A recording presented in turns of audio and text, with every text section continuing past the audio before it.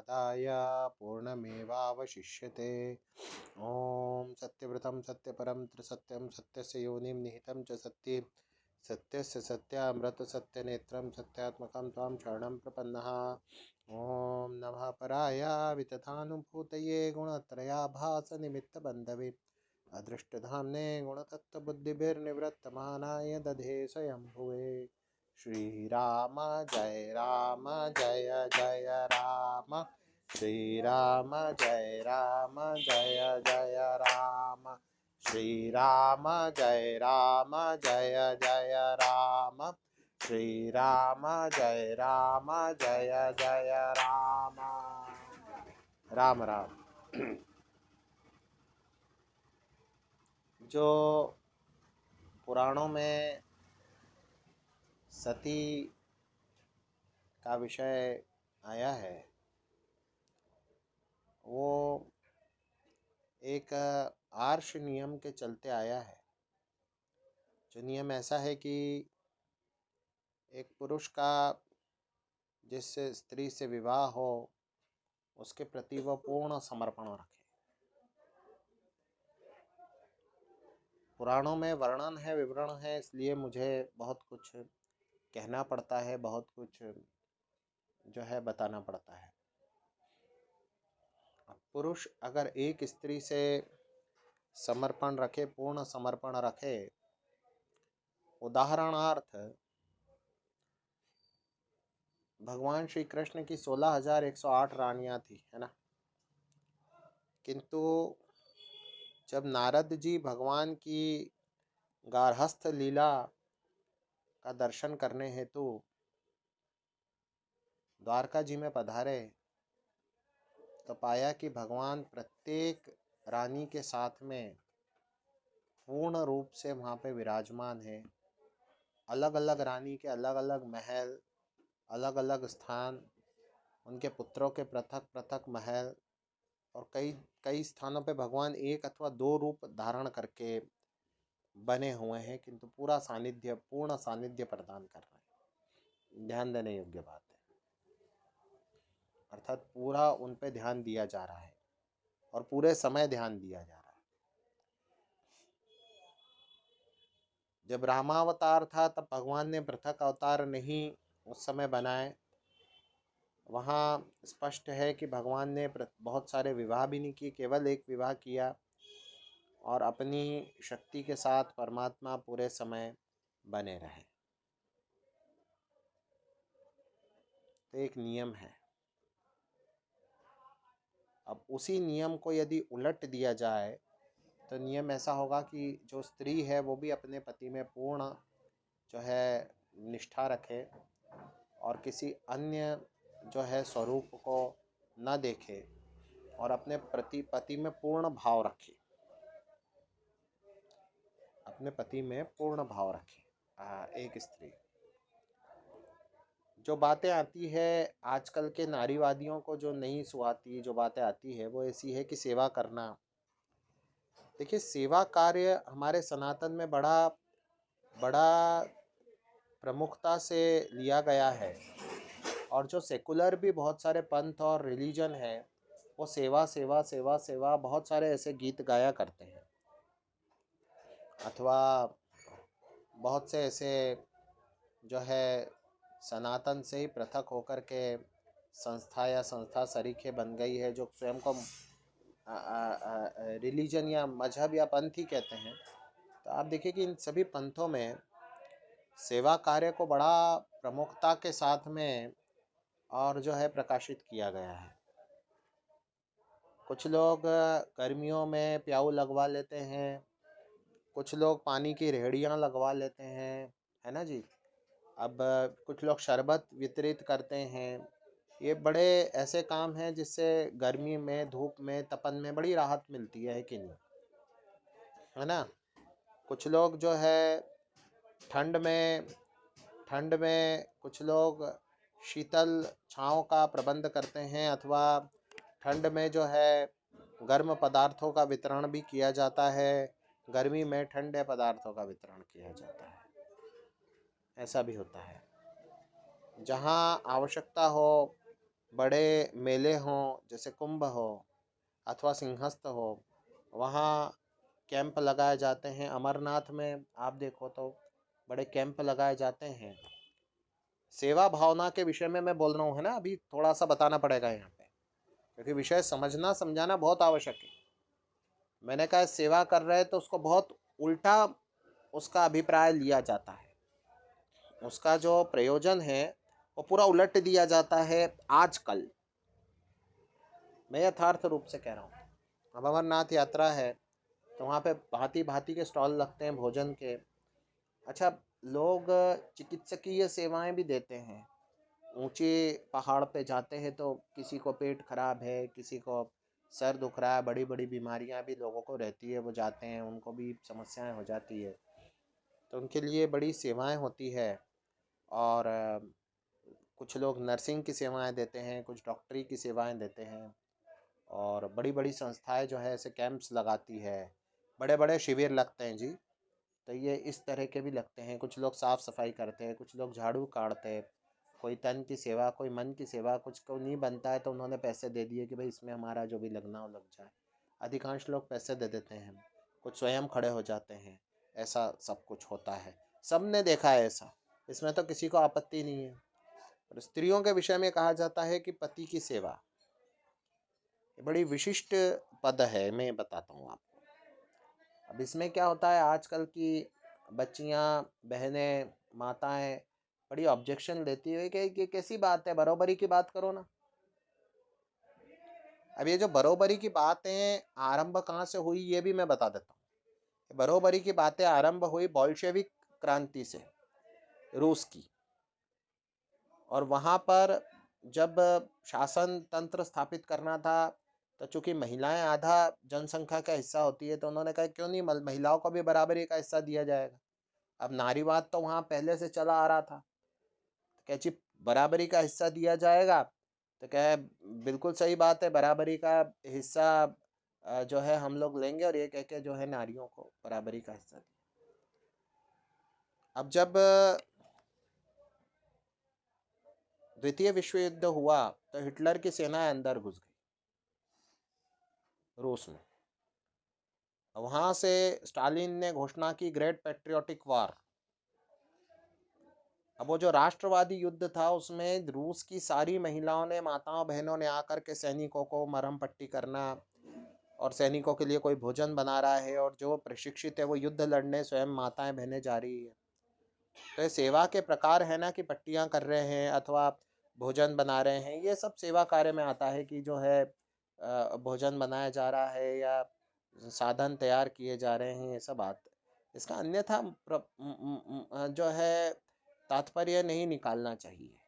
अन्यथा तात्पर्य निकालते तो मामला बिगड़ जाता है, प्रकरण बिगड़ जाता है। माताओं बहनों का ये आशीर्वाद प्राप्त होता है, इसी कारण जो है कोई व्यक्ति बड़ी उन्नति कर पाता है। जैसे मैंने जो उन्नति की होगी वो सब कुछ जो है भगवान की दया से, तुम लोगों के आशीर्वाद के कारण ही, और जो है सद्भावना और शुभकामना के कारण ही, और आशीर्वाद सबसे प्रमुख है उसके कारण की होगी। पूरी पूरी तरह से 100%, नहीं तो मेरा कुछ भी नहीं हो पाता। तो इस तरह से जो है इसे समझना चाहिए। तो सेवा भावना अर्थात कि जो है भोजन तैयार करना और गृह कार्य करना, ये सब भी सेवा भाव के अंतर्गत आता है, जिसको निष्ठा से किया जाता है। और पति के लिए भी जो निर्देश है वो मैंने बताया अभी धर्म शास्त्रों का, तो बड़ी बराबरी वाली बात है। किंतु समझने समझने का फ़र्क है। और फिर हमारी बात का बतंगड़ बनाना तो फिर विधर्मियों, धर्मद्रोहियों और धर्म के शत्रुओं की प्रवृत्ति है, उनकी तो आदत है। ये करेंगे ही सही, वो नहीं करेंगे क्या करेंगे, है ना। ये क्यों समझाया मैंने, मैं बताता हूँ। अब यहाँ प्रसंग आता है सती शैव्या का। आज इच्छा हुई कि सती शैव्या की कथा सुनाई जाए।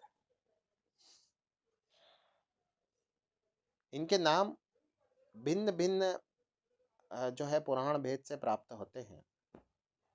मैं शैव्या नाम ग्रहण करता हूँ। अब इनकी विवाह एक उच्च कुलोत्पन्न ब्राह्मण के साथ हुआ। आप स्वयं एक उच्च कुलोत्पन्न ब्राह्मण की कन्या थी, और जैसा कि धर्म कहता है कि आप बिल्कुल अपने पति की सेवा में तत्पर थी, लीन थी, और कोई किसी कार्य में जब पूरी मनोयोग से लगता है तो वहाँ उसकी परीक्षा होती है। यहाँ क्या था कि पति पहले तो लंपट हो गया, फिर जो है चारित्रिक शिथिलताओं को प्राप्त हो गया, अर्थात कैरेक्टर लूज हो गया, लूज कैरेक्टर का हो गया, और फिर लंपट हो गया, और फिर क्या हुआ कि इसको स्थान स्थान पर कोढ़ हो गया। क्योंकि देखिए, जिसका कैरेक्टर ठीक नहीं रहता है ना, उसको तरह तरह की बीमारियां भी जो है कैच शीघ्रता से कर लेती है, जल्दी कर लेती है ना।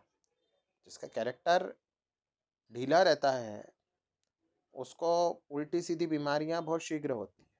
तो इसको श्वेत कुष्ठ हो गया, सफ़ेद कोढ़, पूरा शरीर गल जाना, ऐसे गंदे गंदे घाव हो जाना, और पता नहीं कैंसर से भी गंभीर रोग।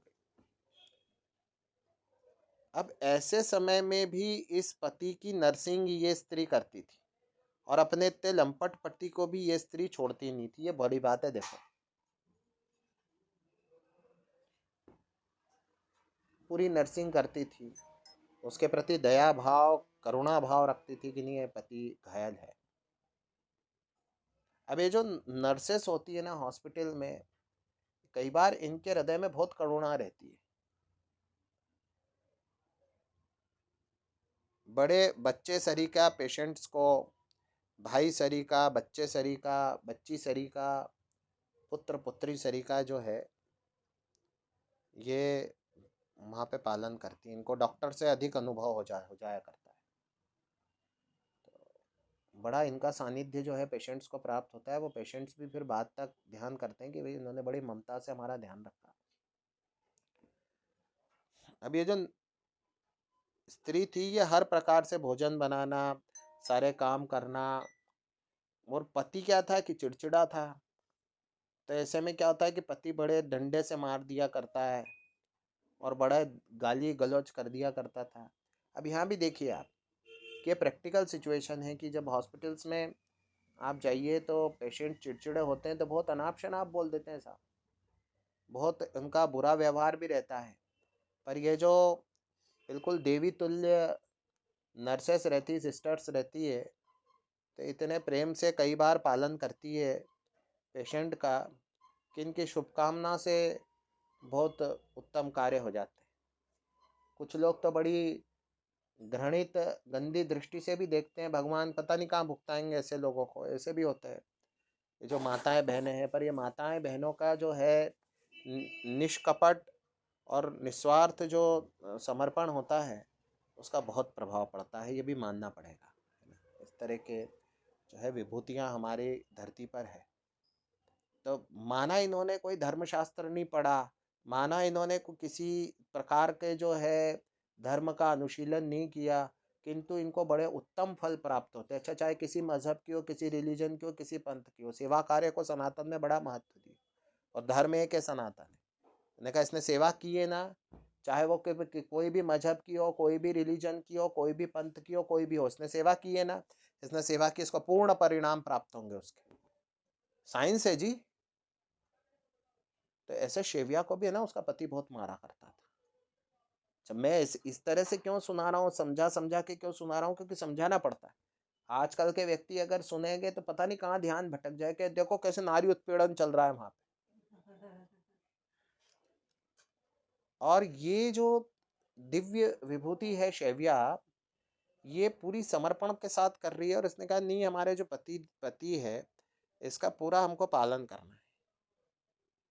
और ये है ना साइकिक हो गया, मालूम है, साइकोलॉजिकल इसको प्रॉब्लम्स हो गई इसके पति को। देखिए, मैं बहुत सामान्य भाषा में आज की भाषा की कथा सुना रहा हूँ। अभी अगर मैं पौराणिक भाषा में आख्यान सुनाऊंगा ना, तो ये बड़ा अब अटपटा सा लगेगा आपको आज के हिसाब से। इसलिए मैं आज के तरीके से सुना रहा हूँ मैं ये इसको, और एक प्रयास कर रहा हूँ भगवान के शिष्यों।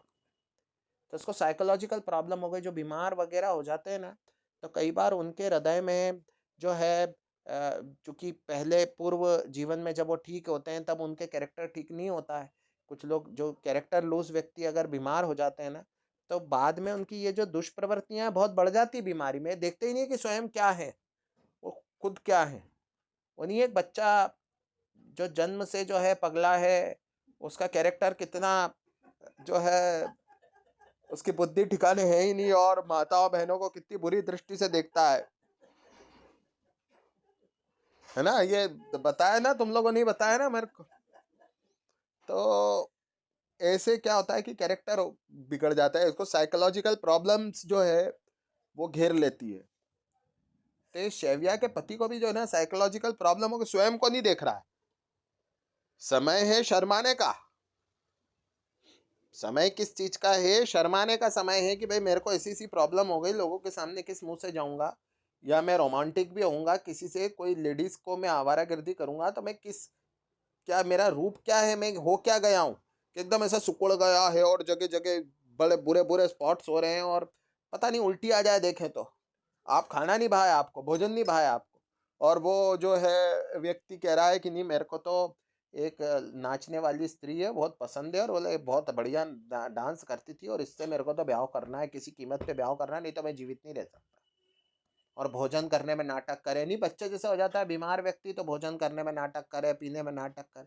अब ऐसा व्यक्ति 2 दिन भूखा रह जाए, सुबह का शाम भूखा रह जाए, और कल को टिकट कट जाए, तो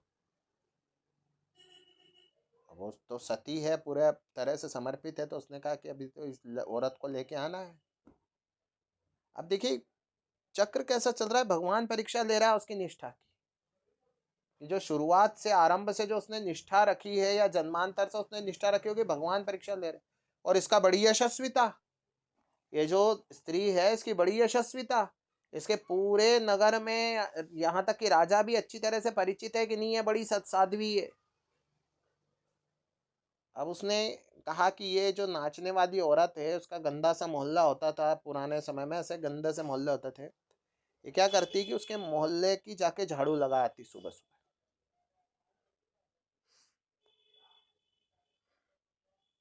अब जब ये महिलाएं निकलती, वैसे कोई वहां पे झाड़ू वगैरह लगाने वहां पे नॉर्मल व्यक्ति जाया नहीं करता था। तो हमने कहा यार ये तो पान वगैरह पड़ा होता था यहाँ पे और सब रहता था, और बोले देखो पूरा जगह पूरी साफ कर दी, बिल्कुल चकाचक हो जाती है, कौन कर देता है साफ सफाई, कौन कर देता है, नोटिस कर ली उसने नाचने वाली ने।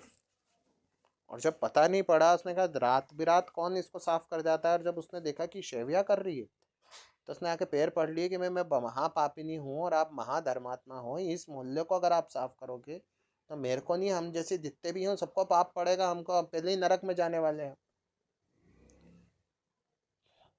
क्या नहीं तो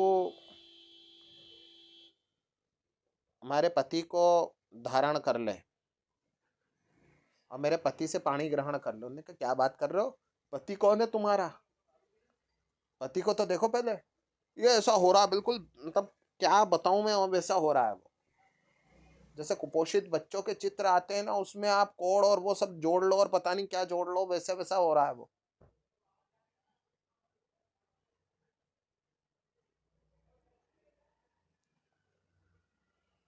तो उसने तो बिल्कुल स्पष्ट मना करना चाहा। उसने कहा नहीं, तुम्हारी जो इच्छा होगी वो पूर्ति की जाएगी।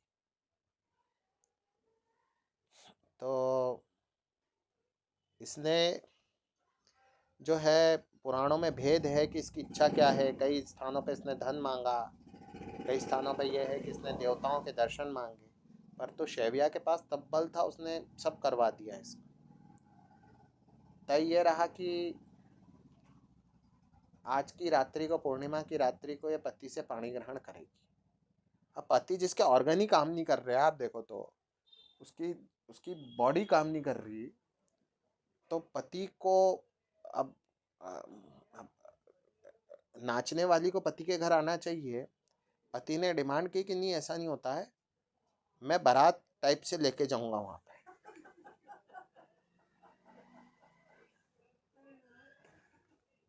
तो पति को बारात में तो कौन जाता है, तो ये जो सती है इसने, वो पति है वो बिल्कुल ऐसा ही दुर्बल हो गया, देखो उसकी बॉडी सिकुड़ गई है, जो न्यूरॉन डिसऑर्डर होता है ना, इसमें भी सब कुछ हो जाता है, और इसमें तो सभी उसको तो सब हो रहा है। तो बड़ा सिकुड़ गया, तो उसको ऐसे गर्दन पे बिठा करके जो है अपने यहाँ पे यूं कंधे पे बिठा लेते हैं, वैसे यूं कंधे पे बिठा के एडजस्ट करके उसको वो लेके चली कि भाई घोड़े भी करूंगी, तो उतना कोई धनाढ़ थोड़ी थी ये। और कैसे तो भी इनका घर चलता था, भगवान चलाते थे। और वेश्या ने, नाचने वाली ने भी कहा कि भाई मेरे को देवताओं के दर्शन करा दे, तो इनने कराए होंगे, या पता नहीं कुछ उसकी ऐसी डिमांड थी। डिमांड दिव्य थी, जहाँ तक मेरा विचार है। उसने पैसे वगैरह नहीं मांगे होंगे, क्योंकि कहीं शाप दे दे तो और 12 बज जाए। तो बड़ी भारी सती है, सती नहीं, बड़ी भारी सती है। सब वो लेके चली। अब यहाँ नया इशू क्रिएट हो गया, या नया प्रकरण बन गया, बताऊं मैं आपको। अब लेके गई चौराहे पे, क्या था, मंडव्य ऋषि को शूली पे चढ़ाया हुआ था। अब एक नई कथा, क्या हुआ, उसी नगर की सीमाओं पे मंडव्य ऋषि तप कर रहे थे।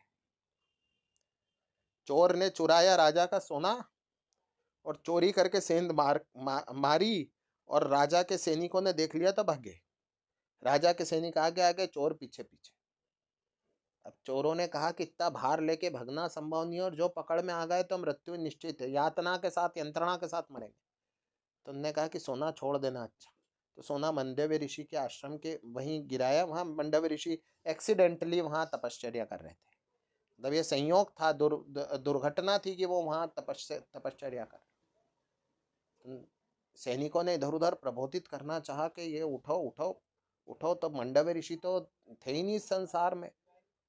उनके तो जो है सारे चक्र भेद करके उनका आत्मा तो जो है उस समय तपलोक में विचर रहा था। तो उनको तो बोध ही नहीं था, उनका तो सिर्फ लौकिक देह था। तो उनको तो कुछ पता चलना नहीं चलना कोई बात ही नहीं थी। तो सैनिकों ने कहा कि साहब ये देखो, चोर को पकड़ लिया, हम आए तब ये ऐसे आकर बैठ गया, उठ ही नहीं रहा है उससे। राजा ने भी उससे इंटरोगेशन किया, उससे प्रश्न पूछे, सवाल पूछे। इंटरोगेशन बोलते हैं, ऐसे अपराधियों से सवाल पूछे जाते हैं, उसको इंटरोगेशन पूछते कि बता क्या किया तूने। तो वहां तो कौन बताता, कोई था तो था नहीं। तो क्या, इसको शूली पे चढ़ा दो। शूली क्या होता है मैं बताता हूँ। शूली अर्थात गुदा द्वार जो होता है ना, जहाँ से हमारा मल विसर्जन होता है, वो जो गुदा द्वार होता है ना। अब ये शूली बताना बहुत आवश्यक है। कोई समझता है शूली अर्थात फांसी, फांसी नहीं है। वो जो गुदा द्वार होता है ना, वहाँ पे बांस का एक बहुत अच्छी तरह से तराशा हुआ एक बांस रहता है, जिसको एक अच्छा नुकीला तराश लेते हैं। अच्छा,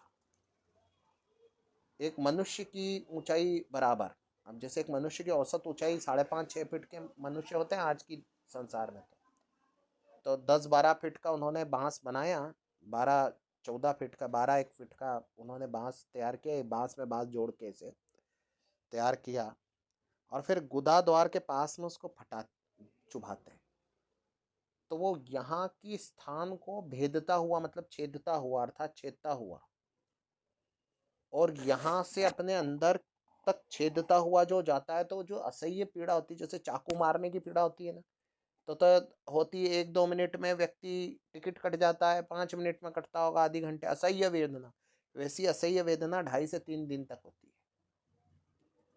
आज से 300-400 वर्ष तक पूर्व तक ये सजा जो होती थी, विशेष करके इसका जो मास्टर था, जो इस तरह का दंड दिया करता था, वह व्लाद जो था, उसका नाम ही पड़ गया था व्लाद द इम्पेलर। इसको इंग्लिश में बोलते हैं impalement. Vlad Impaler, Dracul, Vlad Dracul. ये जो ड्रैक्यूला बना है, ये इसी के नाम पे बना है, व्लाद के नाम पे। तो ये जो व्लाद था, वालेशिया का राजकुमार, जो राजा भी बन गया बाद में, तो वो इस प्रकार के दंड दिया करता था, इम्पेलमेंट के। तो इम्पेलमेंट करवाया इन्होंने मंडव्य ऋषि को। अब वो अंदर से शूल भेद रहा है। शूल कहाँ जा रहा है, ऋषि होते तो उनको पीड़ा भी होती ना, वो तो आत्मा को देह से भिन्न मानने वालों में थे, ब्रह्म ज्ञानी थे, तत्व ज्ञान था उनको। वो तो यहाँ थे ही नहीं, वो तो तपलोक या जनलोक में, पता नहीं ब्रह्मलोक में विचर रहे थे। अब क्या हुआ कि इधर शैव्या अपने हस्बैंड को लेके आ रही थी यहाँ पे बिठा के, और इधर मंडव्य ऋषि को जो है चेतना आने का समय हो गया। उनका जो भी तपकाल था वो पूर्ण हुआ, और वो उनके देह में आए, और देह में आके वो बैठे होंगे, और शैव्या का जो हस्बैंड था वो टकरा गया ऋषि से, और ऋषि को एकदम से चेतना आ गई। तो उन्होंने कहा इसके कारण मेरे को कष्ट हो रहा है। तो उसने कहा तेरे कारण कष्ट हुआ तो सूर्योदय के पूर्व मर जाएगा।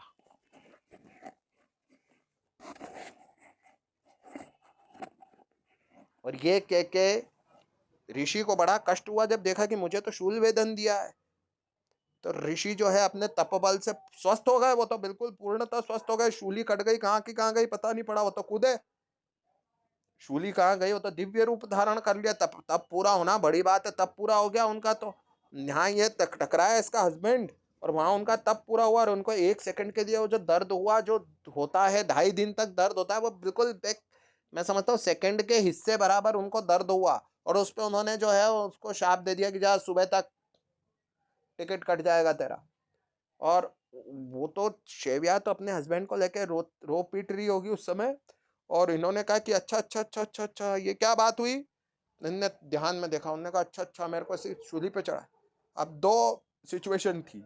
राजा तो वल्नरेबल था इनके सामने, राजा के तो राज्य को नष्ट करते ये जल लेके। पर इन्होंने उचित ही नहीं समझा। इन्होंने कहा ये मेरे को जो दंड दिया है ये धर्मराज ने दिया होगा, दिया है। उसने मेरे भाग्य में कर्म बंधन के अनुसार ये फल लिखा कि मेरे को शूल वेदन प्राप्त होगा। वो अलग बात है कि मैं तपश्चर्या में बैठा था तो मैंने था ही नहीं, तो मुझे अनुभव ही नहीं हुआ। अनुभव तो देह को हो रहा था और देह में था ही नहीं। तो इसलिए जो है धर्मराज से 1 on 1 करते हैं, उनसे जरा थोड़ा हिसाब किताब बराबर करते हैं कि भला कैसे तूने मेरे को दंड दे दिया। तो वो तो गए धर्मराज के लोक में।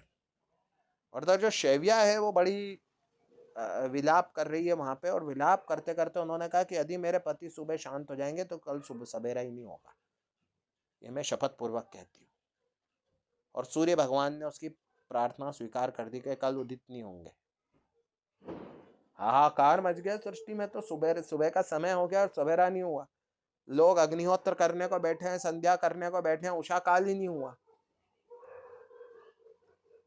बड़े बड़े महर्षियों ने देवताओं से पूछा कि आज भानु उदित होंगे कि नहीं होंगे। क्या नहीं होंगे बिल्कुल भी।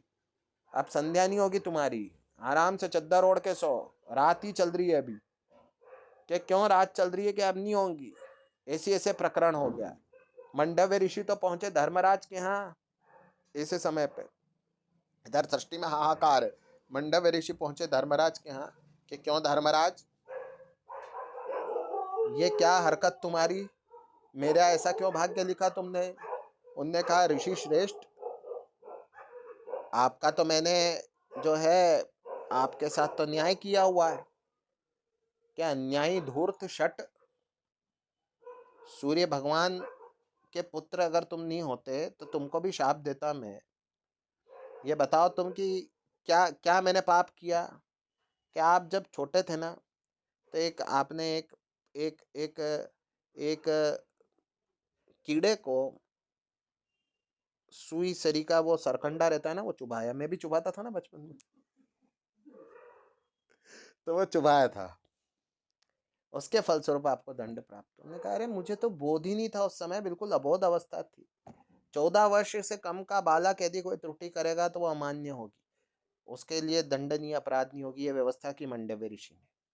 और धर्मराज इसके फलस्वरूप तुम्हें धरती पर जाना होगा जहां तुम धर्म की बातें बताते रहोगे और तुम्हारी बातें जीवन भर अनसुनी की जाएगी। तो धर्मराज बड़े रोने लगे। ऐसे समय में सूर्य नारायण भगवान प्रकट हुए। क्या उस समय तुम्हें भगवान श्री कृष्ण का सानिध्य भी प्राप्त होगा और भगवान श्री कृष्ण अपना स्वरूप तुम्हें प्रदान करेंगे। और मंडव्य ऋषि ने भी आशीर्वाद दिया। ये तो हुई मंडव्य ऋषि वाली। अब इधर तो जो है सुबह ही नहीं हो रही है। अब सुबह ही नहीं हो रही। अब पुराणों में भेद है, महाभारत में भी ये कथा है, पद्म पुराण में भी है, और भी अन्य अन्य पुराणों में है। तो पुराणों में भेद है। तो कहीं तो ब्रह्मा जी और कहीं तो क्या हुआ देवता सब गए अनुसुईया के पास की इसके टक्कर की यदि कोई शक्ति है तो आप चल के जो है इसको आश्वासन दो। तो उसने कहा देख सुबह हो जान दे, पूरी सृष्टि दुखी है तेरी वजह से, तेरे हस्बैंड की वजह से, जो बिल्कुल ठीक ठाक है भी नहीं, कैरेक्टर लूज ही है कहने को तो धरती पे बोझ है।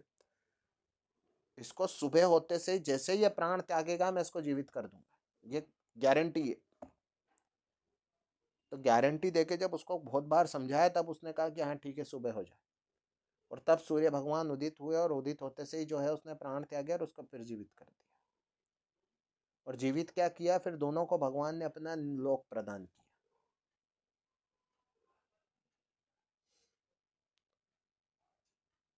ये कथा मैंने सुनाई। अच्छा, ये कथा सुनाने के पीछे मेरा उद्देश्य ऐसा था कि भगवान की कृपा से हमको पौराणिक आख्यान का रहस्य पता होना चाहिए। आज अगर कोई इस लेवल की शुश्रूषा करता है तो पहले तो चिड़चिड़ा जाए, 498 लगा दे पति पे कि भाई मेरे को पीड़ित करता है, आरंभ में ही मारता है, पीटता है, पीड़ित करता है। किंतु उस तपश्चर्या के बल पे उसमें इतनी शक्ति थी कि वो संसार उलट दे।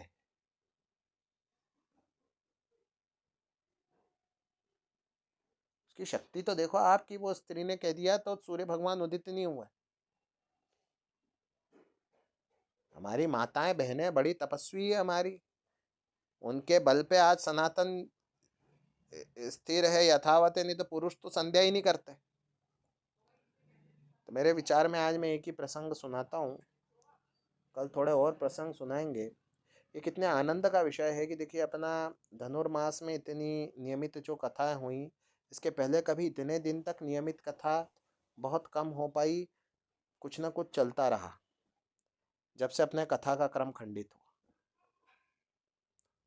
और अब अपन संकल्प लेवें कि अब अपन नियमित कथा जो है करेंगे भी सही, यहाँ लाइव भी जाएंगे। तो कल कुछ बातें और बहुत विशेष बताऊंगा मैं। तो आज की कथा भगवद अर्पित है। श्री कृष्ण गोविंद।